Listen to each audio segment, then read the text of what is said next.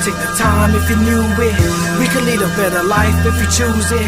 We gotta use our minds all the time. Our eyes, we must rise, cause it's time that we lose it. This is my official statement. Love it or hate it, the overly complacent. Federal income tax, fake shit. Show me law where I need to pay it, but they tend to Babylon to the courts, erase it. Where's the middle class? Oops, now they were under it. Politics befuddling, public with campaign promises. It's so damn obvious, the subtleness of how corrupt the government is loving it. And none of this is making no sense at all. It's one nation under God, but damn, I swear we're gonna let it fall to pieces. Refuse to let the leaders. Am I the only one that feels so defeated? Right, kia ora people, we're here with Jack Gielen. He is standing for Mayor here in Hamilton. And Jack, what do you stand for here, and what can you bring to the party here? Binding referenda with participatory democracy. It means that whenever the people discuss an issue or an idea, the people must decide. They had 11,000 signatures for the trains, and it shows that the council is for it, the people are for it, and therefore the people, they must recognise the voice of the people and go ahead with this decision. But as per usual, the central government doesn't want it, like John Keys and them. Bennett has opposed it, and it just shows that these guys are not for the community. And so that's one of the issues that I'm standing on, and also a united constitution, and I'm standing for a healthier, happier Hamilton. I just came out of one of the campaigns for the trains. Yes. It seems to be that people are wanting the trains to happen between Hamilton and Auckland for a start, Yes. possibly branch out to other community areas. Yep. Do you think there is a conflict of interest with the government moving to trains when no one will start using cars, therefore the oil industry will sort of falter a bit?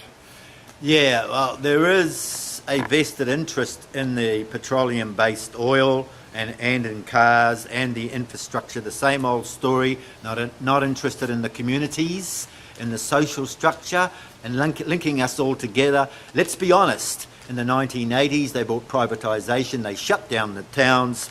They're not about to link the towns up again and go back on what they want to do.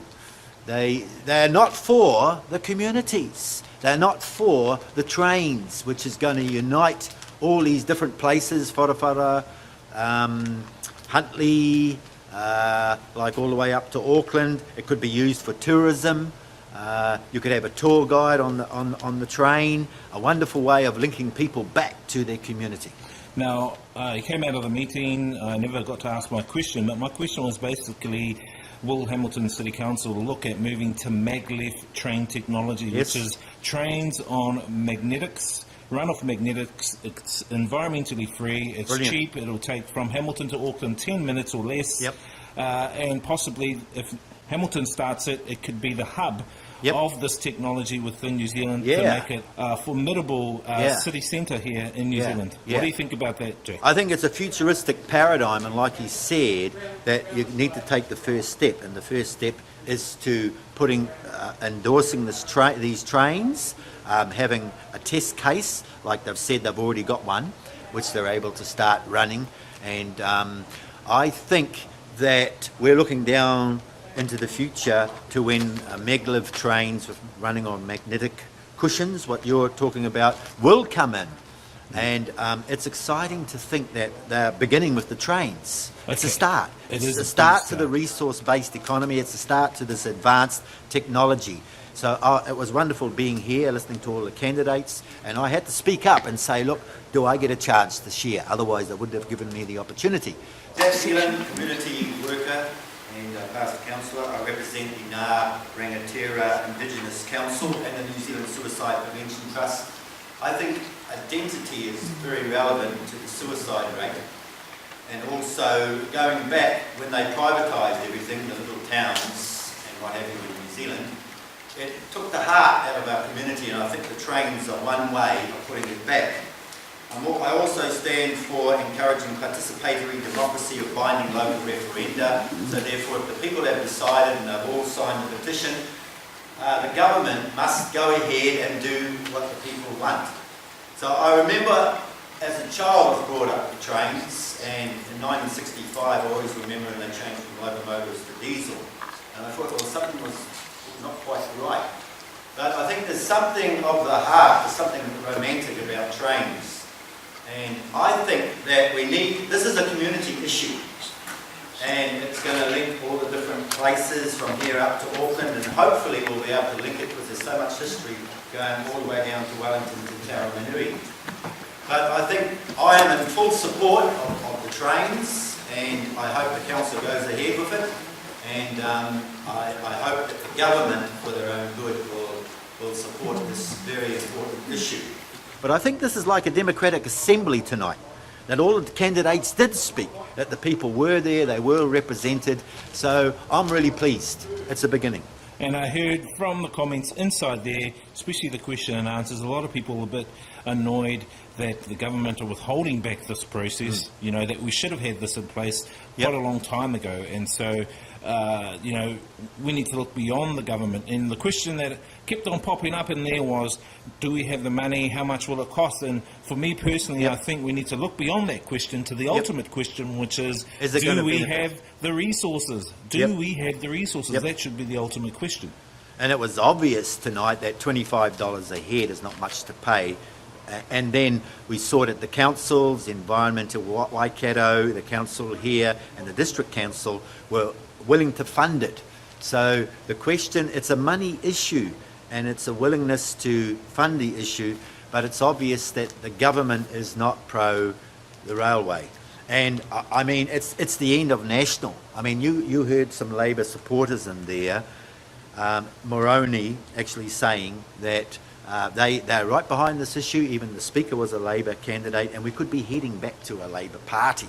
Not that I'm fully in favour of their social engineering, but I am more in favour of the Republican ideal of a centrist party and listening to the voice of the people, more the social structure. Awesome. So Jack, just let the people know out there, what are some of your sort of credentials that you hold or groups that you represent for your campaign? Right. I represent the Ngā Rangatira Indigenous Council.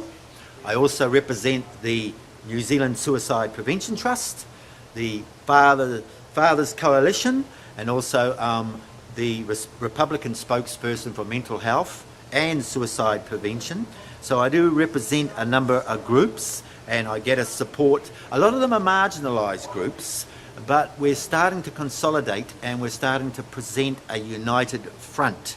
And I think as the Republicans, we need to gather people from the left and from the right, from all groups throughout New Zealand, and also the tangata whenua sovereigns. I'm really excited about this Indigenous Council, a representation of all ethnic people, your Somalians, your Muslims, your Samoans, your Tongans.